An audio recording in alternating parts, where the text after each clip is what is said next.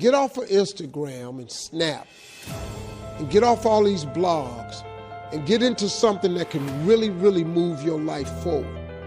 So when you spend so much time in the blog world, the Instagram world, the chat world, you're wasting valuable time.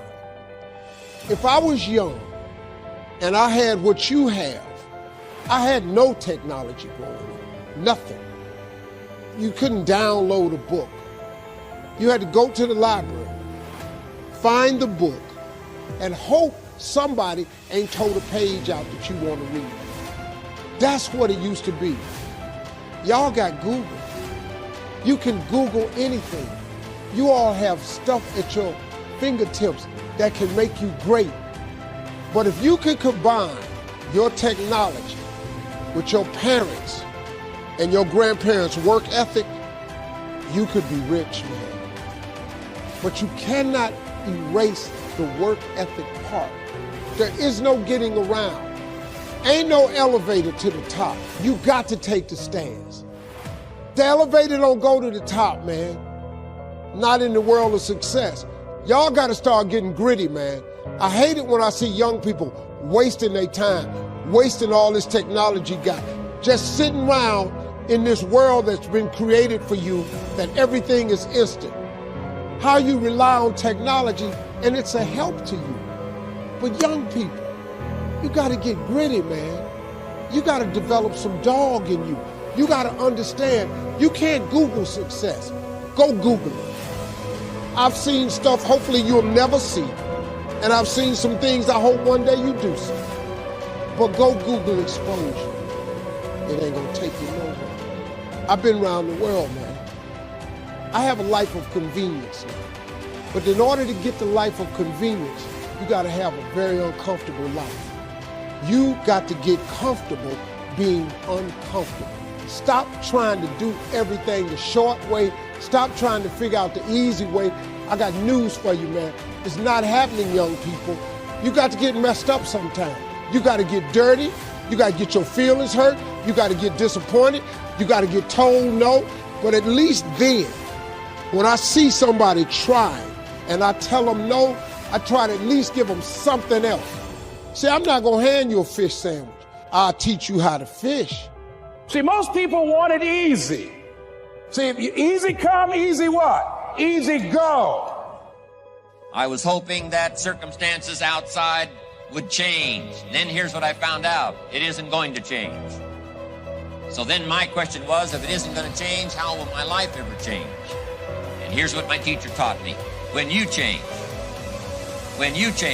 everything will change for you. When you get better, everything will get better for you. Work harder on yourself than you do on your job. See if you can find some ways to multiply your value to the market. And he said your income will immediately start to change. You don't have to change the economy. You don't have to change countries. You don't have to change circumstances out there. All you've got to do is look within and see if you can change yourself for the better. And as you change, things will start to change for you. The real problem, which, by the way, no one ever talks about, is that everywhere we look at society, we celebrate victimhood. We are no longer celebrating people who put in the work. We are no longer celebrating people who overcome. Instead, we are celebrating people who have the saddest story, who suffered the most. Well, let me tell you something, guys. You can compete for that your entire life and nobody's going to bring you a fucking thing except a couple likes and a couple comments that people don't mean. The real winners are still and always will be the people who aren't immune from obstacles, but instead see obstacles as an opportunity to get better. They see this as the path to winning, and they are right. The only people that are going to win are going to be the people who recognize the opportunity to improve when they get punched in the face, which happens to all of us. So if that's you, if you're sitting there at home and you're posting sad story after sad story after sad story, realize that that's all you're ever gonna fucking have.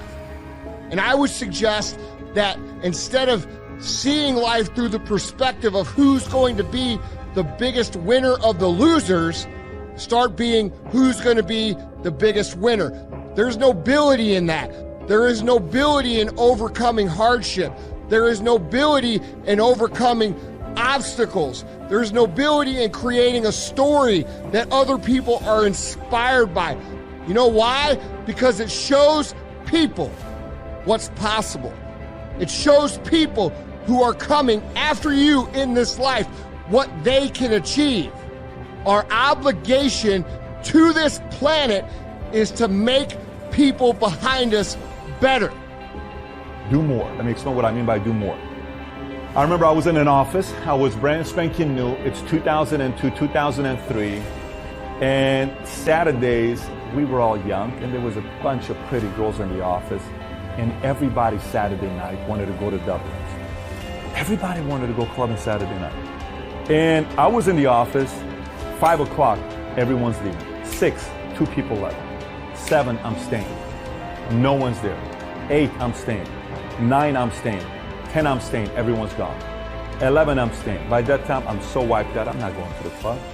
I'm going home, reading a book, going to sleep. Boring to you, right? It's boring to you, right? Now, fast forward and ask me what places I've partied and have had fun with. You won't even believe half the stories if I told you. You would say there's no way in the world you've partied with prime ministers and governors and senators and billionaires and all this other stuff, because I didn't want to just get too excited about Dublin's. There was a time it was exciting to me. Again, how big is your purpose? How long will you put your activity with the efforts? And then does it match the standard of behavior that you want to put up? So do more. If a person leaves at 6, you leave at 8. If a person makes 100 calls a day, you make 200 calls a day. If somebody practices 3 hours, you practice 5 hours. If somebody practices 6 hours, you practice 8 hours. If someone reads 2 books, you read 4 books. Just do a little bit more. Do a little bit more. Subscribe to the now mentality. Subscribe to the now mentality. We'll call them tomorrow. We'll call them now. Well, what are we going to wait till tomorrow? Call them right now. What are you talking about? Just call them right now. Do it now mentality. Work ethic is a part of it. Now. Do it now. Not tomorrow. Now. Now. Okay? Procrastinate tomorrow, next day, 3 hours, 5 hours. Let's do it right now. Don't fall for the work smart only concept. 4-hour work week is work smart. I get it. I respect it. Some people like that. Nothing big has ever been built without working very hard. And I'm talking very hard, very hard. It's Friday night right now while we're shooting this. Everybody's gone in the office. Everyone's going out to dinner. I just got back from Burbank, California. I got a bunch of other travels that's coming up. We're here right now in the office. Why are we doing this? Well, Pat, how do you find the time to shoot these episodes? You never miss a Tuesday and a Thursday episode of Valuetainment. Because some nights on Friday night, I want to go home and kick it and relax, and I don't, and we shoot these episodes because we're supposed to come to you Tuesdays and Thursdays. And do you realize, from the moment we said Tuesdays and Thursdays, we've never, ever done an episode that we've missed on Tuesday or Thursday. Why? It's part of commitment. It's part of showing up. So when people tell me, but I'm sick, I have this, I have that, then this is not your game yet. Then this is not your game yet, okay? Cut distractions. Cut distractions. Very simple. You got to cut distractions.